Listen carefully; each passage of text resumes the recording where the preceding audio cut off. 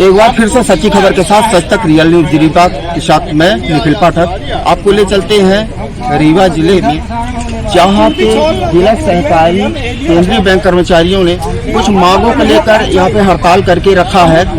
और यहां के लोगों द्वारा जो बताया गया कि विगत 3-4 दिनों से लगातार अनवरत है, छठवें दिन से मतलब आज 6वां दिन है, लगातार ये अनवरत हड़ताल पे बैठे हैं। यहाँ पे मैं बैठे धरना प्रदर्शन के कर्मचारियों से कुछ बात करना चाहता हूँ।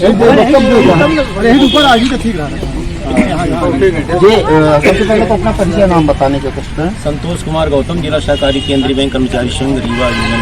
जी किन मुद्दों को लेकर आपके द्वारा हड़ताल किया? देखिए हम लोगों की 10 सूत्री मांगे हैं, उसमें प्रमुख मांग हमारी ये है, प्रमुख मांग कि 2015 से सभी कर्मचारियों को 6वें वेतनमान पर महंगाई भत्ता और वेतन वृद्धि नहीं मिल रही है। पहली मांग तो हमारी ये है। दूसरी मांग हमारी ये है कि अभी हमारे यहाँ 2018 में IBPS से कुछ नियुक्तियाँ हुई थी, वो पूरे प्रदेश में हुई थी, किंतु जो रीवा बैंक के लिए कर्मचारी चयनित किए गए थे उनकी नोटिफिकेशन में 6वें का उल्लेख था वेतनमान का, किंतु यहाँ पर उनको 5वें वेतनमान का आदेश जारी किया गया। ये बड़ी विसंगति हुई है। तो पूरे प्रदेश में ये सुविधाएं उपलब्ध हैं, सभी बैंकों में 6वां वेतनमान मिल रहा है, 7वां वेतनमान मिल रहा है, उसमें महंगाई वेतन वृद्धि मिल रही है, लेकिन जिला सहकारी बैंक रीवा के कर्मचारियों को इस सुविधा से वंचित किया गया है, जबकि नियमानुसार ये सुविधा हम लोगों को भी प्राप्त होनी चाहिए। वो रजिस्ट्रार साहब ने अभी एक आदेश जारी किया है, उन्होंने लिखा है कि बैंक घाटे में है, इसलिए वित्तीय व्यवहार पड़ेगा, इसलिए आपको ये सुविधा नहीं दी जा सकती। मेरा निवेदन ये है कि 13 बैंक ऐसी हैं जहाँ पर बैंक घाटे में चल रही हैं और वहाँ का वित्तीय व्यवहार भी सहने की स्थिति में बैंक नहीं है, फिर भी वहाँ के कर्मचारियों की सारी सुविधाएं उपलब्ध कराई जा रही हैं।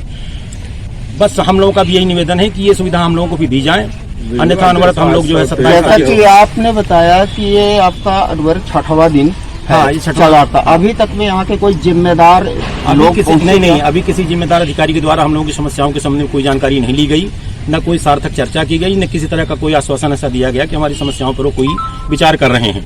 अभी रजिस्ट्रार महोदय का जो पत्र आया है उससे स्पष्ट हो रहा है कि उनकी मंशा हमें सुविधा देने की नहीं है, जिससे हम लोग काफी आहत हैं, बहुत दुखी हैं। हम लोगों की उम्मीद थी कि जल्दी ही हम लोगों की समस्याओं पर कोई सकारात्मक निर्णय होगा प्रशासन स्तर पर, लेकिन प्रशासन बिल्कुल मौन है और हमारी किसी भी समस्या पर किसी तरह का विचार करने को तैयार नहीं है। कब तक बैठे रहेंगे आप लोग? ये हम लोग अनवरत बैठे रहेंगे जब तक हम लोगों की मांग पूरी नहीं होगी, हम लोग बैंक वापस सेवा में नहीं जाएंगे। तो मतलब आपका कहना है कि उक्त मांगों को लेकर जो आप लोग हड़ताल कर रहे हैं तो पूरे प्रदेश भर में चल रहा है? प्रदेश में है ही नहीं है, क्योंकि प्रदेश में समस्या है ही नहीं है। ये समस्या सिर्फ रीवा बैंक कर्मचारी झेल रहे हैं, बाकी पूरे प्रदेश में सारी सुविधाएं हैं। उन्हें 6वां भी मिल रहा है और करीब 20-25 बैंकों को तो 7वां वेतन मिल रहा है, जबकि वो बैंक जो है 5वां वेतन पाने की पात्रता नहीं रखती हैं, फिर भी सरकार उनको 6वां दे रही है। रजिस्ट्रार साहब उस पर मेहरबान हैं, उनको 6वां वेतन दे रहे हैं, 7वां वेतन दे रहे हैं। और रीवा बैंकों के लिए, रीवा बैंक के लिए वो एक मानदंड लिख देते हैं कि आपका ये आर्थिक ढांचा सही नहीं है, आपकी वित्तीय स्थिति सही नहीं है, इसलिए आपको ये सुविधा नहीं दी जा सकती। अगर भाई आप हमारी वित्तीय स्थिति देख रहे हैं, जो 13 बैंक प्रदेश में घाटे में हैं, उनका नेटवर्क सही नहीं है, वो उनके यहाँ BR Act 11 का पालन नहीं हो रहा है, उन बैंकों को आप ये सुविधा क्यों?